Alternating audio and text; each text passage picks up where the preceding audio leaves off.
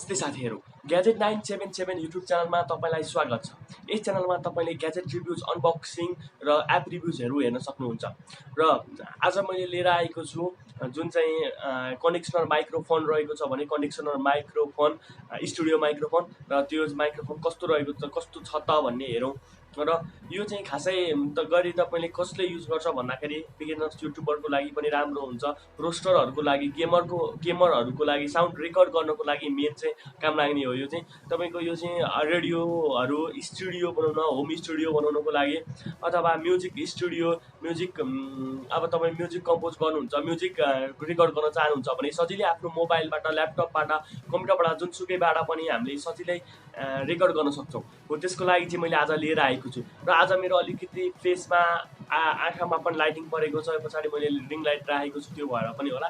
र आउनुहोस् सुरु गरौँ कस्तो छ त यो माइक्रोफोन भनेर। हुन्छ माइक्रोफोनको इन्टरफेस यस्तो खालको देख्न सक्नुहुन्छ तपाईको बक्समा बाहिर यहाँ देखेको छ सिम्बलहरु कुन कुनमा तपाईले युज गर्न सक्नुहुन्छ। र लेखेको छ प्रोफेसनल कनेक्सनर माइक्रोफोन भनेर लेखेको छ, लेजेन्डरी भोकल कन्डेन्सर माइक्रोफोन भनेर लेखेको छ।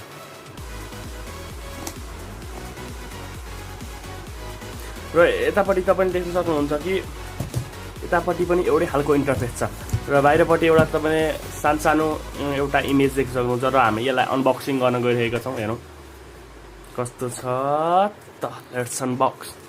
र यहाँ तपाईले देख्न सक्नुहुन्छ सुरुमा एउटा फोम रहेको छ जुन चाहिँ यसलाई सेफ्टीको लागि हो। यो चाहिँ सेफ्टी गर्नको लागि यसलाई साइडमा लगाउँ। र अर्को रहेको छ यहाँ तपाईले देख्न सक्नुहुन्छ, अर्को छ यसमा ब्रोडकास्टिङ एन्ड रेकर्डिङ माइक्रोफोन भनेर लेखेको छ। यहाँ तपाईले यसको डिस्क्रिप्सनहरु म्यानुअल हेर्न सक्नुहुन्छ, कसरी युज गर्ने, कस्तो हुन्छ, सबै थोक यसमा हेर्न सक्नुहुन्छ भने पछाडिपट्टि खाली छ। र यसमा साइड लगाउँ।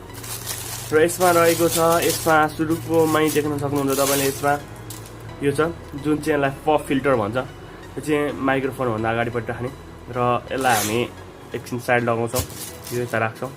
र यहाँ रहेको छ अर्को नेक्स्ट रहेको छ फर्म जुन चाहिँ माइक्रोफोनमा हाल्ने फर्म हो। र यहाँ छ अर्को यो चाहिँ मेन हो, यो चाहिँ जुन चाहिँ यो मेन डिभाइस हो। यसमा चाहिँ तपाईले सजिलैसँग भोकल रेकर्ड गर्न, भोइस रेकर्ड गर्न,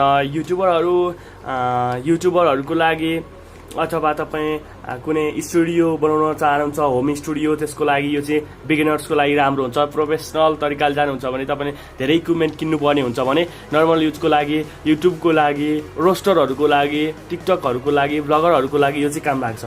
र यो चाहिँ तपाईले स्पोन यसरी हाल्ने हो, यहाँ यस्तो हुन्छ।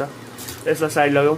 र अर्को रहेको छ केबल जुन चाहिँ माइक र तपाईले माइक र आफ्नो डिभाइसमा जोड्ने हुन्छ। यो चाहिँ 3.7 mm को अडियो ज्याक हुन्छ भने यो चाहिँ तपाईले सजिलैसँग आफ्नो मोबाइल, ल्यापटप, कम्प्युटर अथवा कुनै यो 3.7 mm ज्याक लाग्ने जुनमा पनि गर्न सक्नुहुन्छ तपाईले। र अर्को रहेको छ यो चाहिँ सक भन्छौँ, सक प्रुफ माइक स्ट्यान्ड जुन चाहिँ यो माइक सजिलैसँग स्ट्यान्ड गर्नको लागि हो। र यसलाई साइड लगाऊ। र अर्को छ यो चाहिँ तपाईले क्लिप गर्न सक्नुहुन्छ सजिलैसँग टेबलमा अथवा कुनै अब्जेक्टमा यसरी तपाईले स्ट्यान्ड गर्ने हो। र अर्को रहेको छ यो चाहिँ स्ट्यान्ड जुन चाहिँ माइक्रोफोन स्ट्यान्ड हो। र तपाईले देख्नुहुन्छ स्ट्यान्ड यस्तो छ। र तपाईलाई म यो सेटअप गरेर देखाउन गइरहेको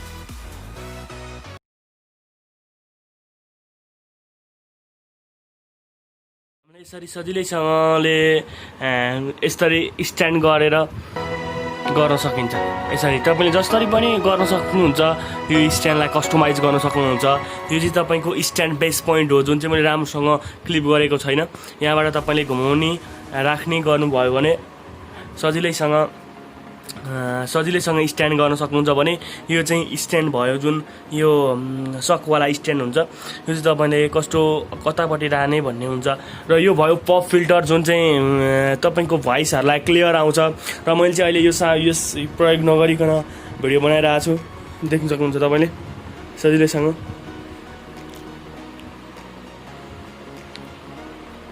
यो रहेको छ। र यस्तै खालका नयाँ भिडियोहरु हेर्नको लागि हाम्रो च्यानल अवश्य पनि सब्स्क्राइब गर्नु होला। आउँदा दिनहरुमा यो भन्दा राम्रो भिडियोहरु लिएर आउने छु। हस्त धन्यवाद। जय नेपाल।